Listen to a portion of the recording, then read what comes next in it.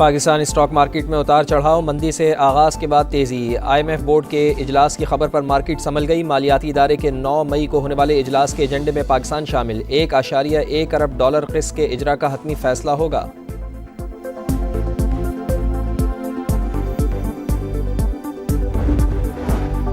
کراچی میں آج بھی سورج آگ برسائے گا، پارہ 38 ڈگری تک جائے گا، گرمی 42 ڈگری کی محسوس ہوگی۔ لاہور میں صبح سویرے ہوائیں چلنے سے گرمی میں کمی، موجودہ درجہ حرارت 23 ڈگری ریکارڈ۔ دن کے اوقات میں پارہ 41 تک جانے کا امکان، آنے والے دنوں میں ہیٹ ویو کی پیش گوئی۔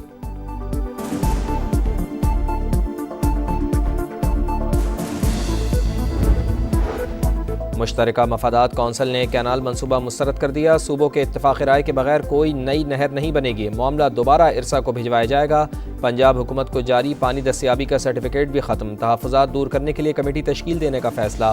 تمام صوبوں کے نمائندے شامل ہوں گے، افہام و تفہیم تک وفاقی حکومت آگے نہیں بڑھے گی، CCI کا فیصلہ۔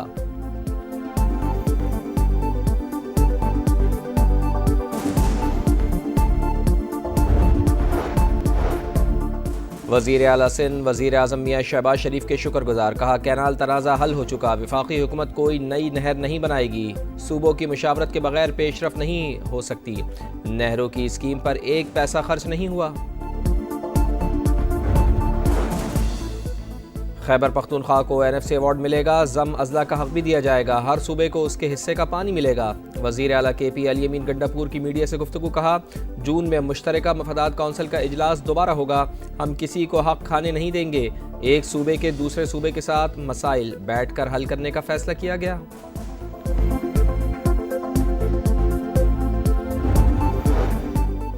آل سندھ لائرز ایکشن کمیٹی کا CCI کے فیصلے کا خیر مقدم، ببلو بائی پاس کے سوا تمام دھرنے ختم کرنے کا اعلان، آج اظہار تشکر کیا جائے گا۔ وکیل رہنما سرفراز میتلو کا کہنا ہے کہ متنازع کینالز کا منصوبہ ختم کر دیا گیا، جو وکلاء اور سندھ کے عوام کی جد و جہد کا نتیجہ ہے۔ ببلو بائی پاس پر مظاہرین کا جشن، فائرنگ آتش بازی کا مظاہرہ، ڈھول کی تھاپ پر رقص، دھرنا ختم کرنے کا اعلان 14 رکنی کمیٹی کرے گی۔ ڈہرکی اور کنکوٹ میں بھی دھرنا ختم، قومی شاہراہ کے دونوں ٹریک ٹریفک کے لیے بحال۔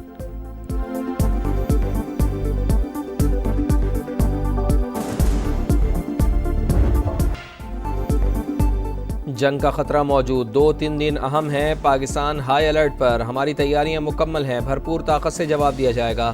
دونوں جوہری طاقتوں کے درمیان کشیدگی بڑھ رہی ہے، ملک کو خطرہ ہوا تو ایٹمی ہتھیار بھی استعمال ہو سکتے ہیں، خواجہ آصف نے خبردار کر دیا۔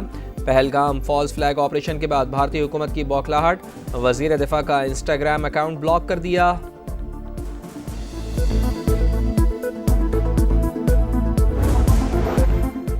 بھارت کے بے بنیاد الزامات، پاکستان کا دوست ممالک کو اعتماد میں لینے کا مشن، اسحاق ڈار کا قطری وزیر اعظم محمد بن عبد الرحمن الثانی سے رابطہ، بھارتی یک طرفہ اقدامات پر فیصلوں سے آگاہ کیا۔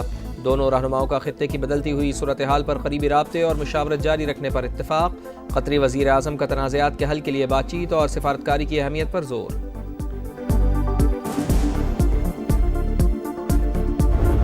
پانی کے ہر قطرے کے لیے ہم لڑیں گے اپنے آخری خون کے قطرے تک۔ ہم وہاں سے شروع ہوتے ہیں جہاں خوف ختم ہوتا ہے، ہمیں نہ ڈرائیں، ہم سے ڈریں۔ حکومت ایک APC ملائے۔ تحقیق و تفتیش اب شروع ہوئی ہے اور الزام پہلے ہی لگ گیا جی کہ یہ پاکستان نے کیا ہے، یہ جھوٹ اب چلنے والا نہیں ہے۔ اگر ہمارا پانی ان نہروں میں ان دریاؤں میں نہیں بہے گا تو اس میں تمہارا خون بہے گا۔ پہلگام واقعے پر الزامات مسترد، بھارت کے خلاف حکومت اور اپوزیشن ہم آواز، تحریک انصاف کا APC بلانے کا مطالبہ۔ سینٹ اجلاس میں خطاب کرتے ہوئے علی ظفر نے کہا بھارت کا سنتاس معاہدے پر حملہ اعلان جنگ ہے، دنیا مودی سرکار کے پروپیگنڈے کو اچھی طرح پہچان چکی۔ سینیٹر عرفان صدیقی نے کہا دریاؤں میں پانی نہیں بہے گا تو بھارت کا خون بہے گا۔ پہلگام LOC سے 200 کلومیٹر دور کیسے 4 افراد اندر جا سکتے ہیں؟ 7 لاکھ فوج کی موجودگی میں اتنا بڑا حملہ سوالیہ نشان ہے۔ سینیٹر فیصل واڈا کا بھی کل جماعتی کانفرنس بلانے پر زور، کہا وزیر اعظم PTI سمیت تمام جماعتوں کو ایک جگہ بٹھائیں۔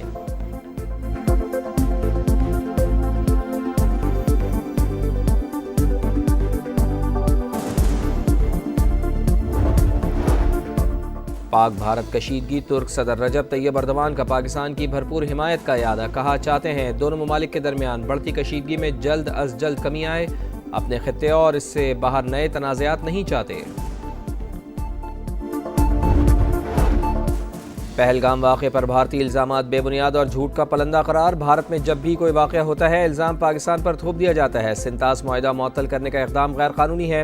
چیئرمین پاکستان پیپلز پارٹی بلاول بھٹو کا غیر ملکی میڈیا کو انٹرویو. کہا بھارتی اقدامات کی وجہ سے خطے میں کشیدگی بڑھی. پاکستان خود دہشت گردی سے سب سے زیادہ متاثر ہوا.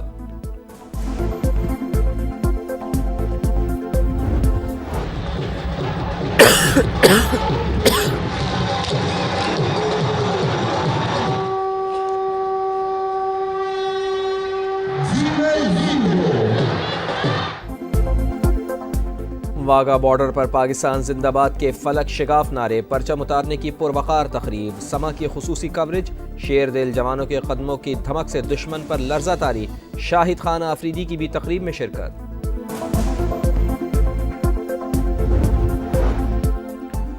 جنوبی وزیرستان میں امن کمیٹی کے دفتر کے قریب دھماکہ. 7 افراد جاں بحق، 21 زخمی اسپتال منتقل. 3 کی حالت تشویشناک.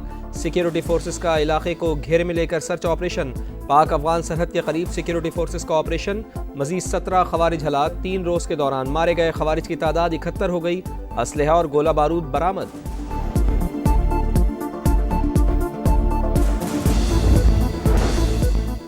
لاہور میں پولیس کا ایکشن. چیرنگ کراس پر 23 روز سے جاری گرینڈ ہیلتھ الائنس کا دھرنا ختم کرا دیا. 70 سے زائد مظاہرین زیر حراست.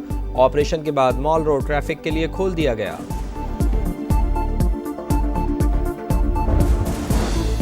اسلام آباد سے حج فلائٹ آپریشن کا آغاز. 393 عازمین کو لے کر کراچی PIA کی پرواز PK 713 مدینہ منورہ کے لیے روانہ. وفاقی وزیر برائے مذہبی امور نے عازمین کو رخصت کیا. تقریب سے خطاب میں سردار یوسف نے کہا روڈ ٹو مکہ پروجیکٹ کے تحت 7 خصوصی امیگریشن کاؤنٹر تیار کیے ہیں. اس سال حج انتظامات گزشتہ سال کی نسبت بہتر ہوں گے. حج فلائٹ آپریشن 31 مئی تک جاری رہے گا.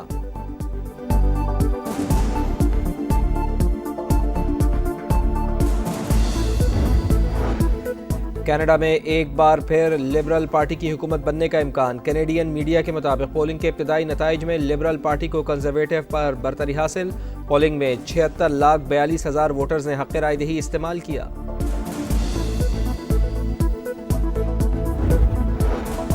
اسپین اور پرتگال میں بجلی کے بڑے بریک ڈاؤن کے بعد بحالی جاری. فلائٹس اور ٹرینوں کی آمد و رفت کا شیڈول متاثر. مسافر پریشان. وزیر اعظم اسپین کا کہنا ہے کہ گریڈ آپریٹرز نے ملک میں 50% علاقوں کی بجلی بحال کر دی. بریک ڈاؤن یورپی یونین نیٹ ورک میں فنی خرابی کی وجہ سے ہوا.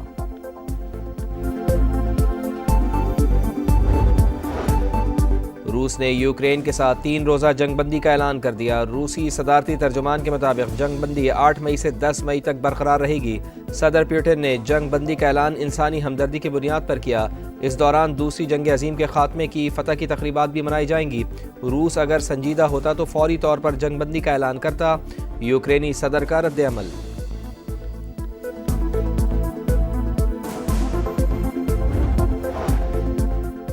PSL میں ملتان سلطانز کے لیے ڈو اور ڈائی صورتحال. اہم میچ میں آج کوئٹہ گلیڈیٹر سے مقابلہ ہوگا. سلطانز نے 6 میں سے 1 میچ جیتا.